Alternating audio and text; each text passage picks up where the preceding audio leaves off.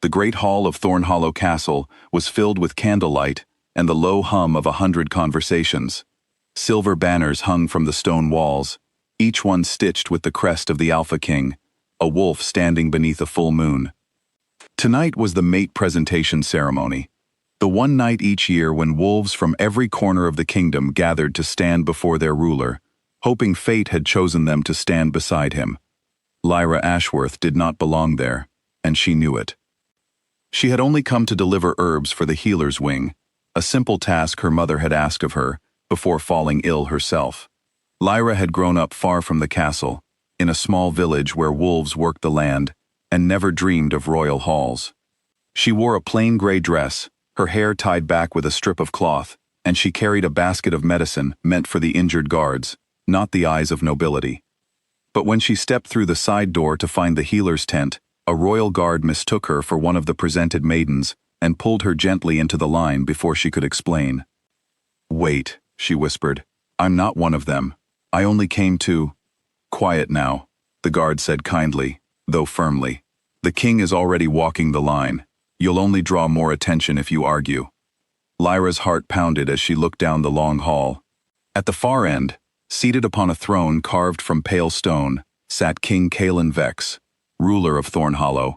He was tall even seated, with sharp eyes the color of storm clouds, and an expression that seemed carved from the same cold stone as his throne. Years ago, before Lyra was even born, rumors said the king had been betrayed by a woman he trusted completely, and since that day, his heart had been locked behind walls no one could climb. He walked the line of hopeful wolves with slow, measured steps, barely glancing at most of them.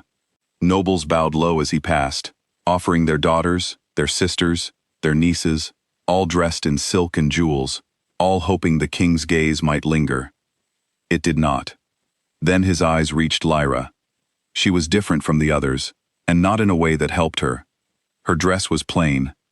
Her hands, she suddenly realized, still smelled faintly of crushed herbs. She had no jewels, no silk, nothing that marked her as someone who belonged in this hall. The king stopped in front of her. The whole room seemed to hold its breath. "And who let a servant girl into the presentation line?" he asked, his voice low and cold enough to make several nearby wolves flinch. "Your Majesty, I am not," Lyra began, trying again to explain the mistake. "Save it," Calen said, cutting her off with a wave of his hand. "I have heard every excuse tonight. Every girl claims some special reason she belongs here. But I do not have patience for pretenders chasing a crown." Lyra felt her face grow hot with humiliation as laughter rippled through the nearby nobles. She wanted to explain, to tell him about the mistake with the guard, about the herbs, about anything that would stop the eyes now turned toward her. But something in his cold stare told her it would not matter. He had already decided who she was. "I reject you," Calen said flatly. The words meant to end the matter and move him along to the next hopeful face in line. "Return to wherever you came from." The laughter grew louder.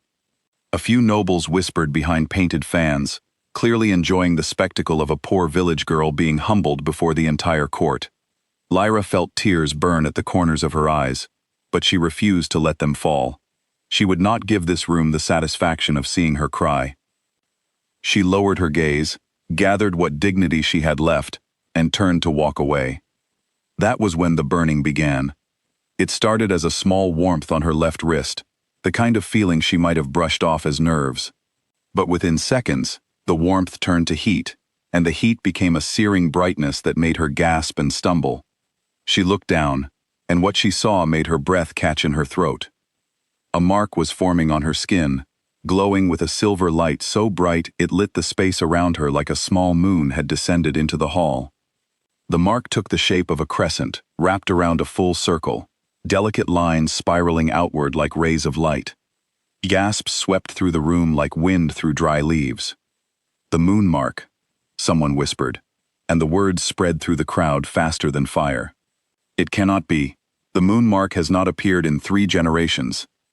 An elder near the front of the hall, a thin old wolf with silver hair and robes marking him as a keeper of ancient lore, dropped to his knees so suddenly that his cane clattered against the stone floor. "The prophecy," he breathed, his voice trembling. The true mate of the reigning Alpha King, marked not by choice, but by fate itself. It only appears in the presence of the king she is destined to stand beside. The laughter in the hall died as quickly as it had risen. Nobles who had been smirking moments ago now stared with wide eyes and open mouths. Some began to kneel, unsure of what else to do in the face of something so ancient and so rare. Lyra stood frozen, staring at the glowing mark on her wrist, unable to understand what was happening to her. She was no one, a healer's daughter from a village most people in this hall had never heard of. And yet the light on her skin did not care about any of that. It simply glowed, steady and certain for everyone to see. King Cailan had gone very still. He stared at her wrist, then at her face, his cold expression cracking for the first time that night into something closer to disbelief. He took a step toward her, then another, as though pulled forward by something even his iron will could not resist. "That is not possible," he said quietly, more to himself than to her. "I would have felt it.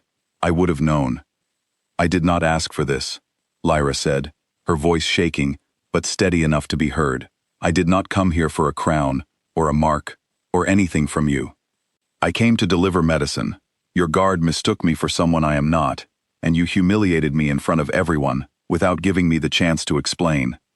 Her words hung in the air, sharp and honest, and for a moment, the king said nothing at all. Around them, the entire court watched in stunned silence, waiting to see what their ruler would do now that fate itself had answered the question he had refused to ask. "I spoke without knowing," Cailan said finally, and though his voice was quieter now, it still carried through the silent hall. "I judged you by your dress and your hands, not by what you are. That was my mistake to make, and I will not pretend otherwise in front of my own court."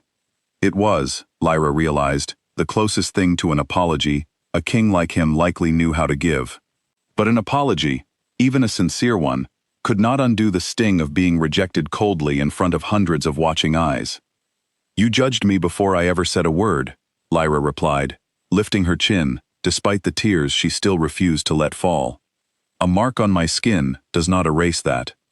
"Whatever this is," she said, gesturing to the glowing crescent still shining faintly on her wrist, "it does not mean you know me, or that I owe you anything, simply because fate has decided something neither of us asked for." A murmur swept through the nobles again, this time not of mockery, but of surprise. No one spoke to the Alpha King that way, especially not in his own hall, especially not while marked as his fated mate. But Lyra found she did not care. She had already been humiliated once tonight. She would not now shrink into silence simply because the room expected her to be grateful. Cailan studied her for a long moment, something shifting behind his stormy eyes. Whatever he had expected from this night, it had not been this. A girl in a plain gray dress, unafraid to challenge him even as the entire kingdom's ancient prophecy glowed on her skin. "You are right," he said at last. "Fate marking us does not mean you owe me forgiveness, or trust, or anything at all. I said cruel words to you, and I cannot take them back simply because the mark now says we belong together. If anything is to exist between us, it will need to be built, not assumed." The elder who had knelt earlier rose slowly, leaning on his recovered cane. "Your Majesty," he said carefully, "the prophecy speaks only of the mark's appearance. It does not promise ease, or immediate harmony. It promises only that the bond is true. What is built upon that truth is left to those who carry it."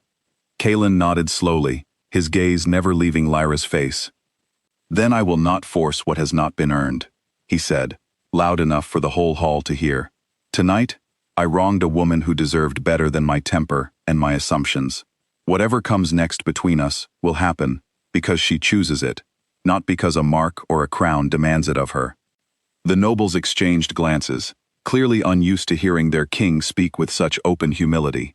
But no one dared interrupt, and slowly, one by one, they began to bow, not out of formality this time, but out of genuine respect for a king willing to admit his fault in front of his entire court. Lyra felt something in her chest loosen slightly, though the sting of the earlier humiliation had not vanished completely. Trust could not be rebuilt in a single moment, no matter how sincere the words.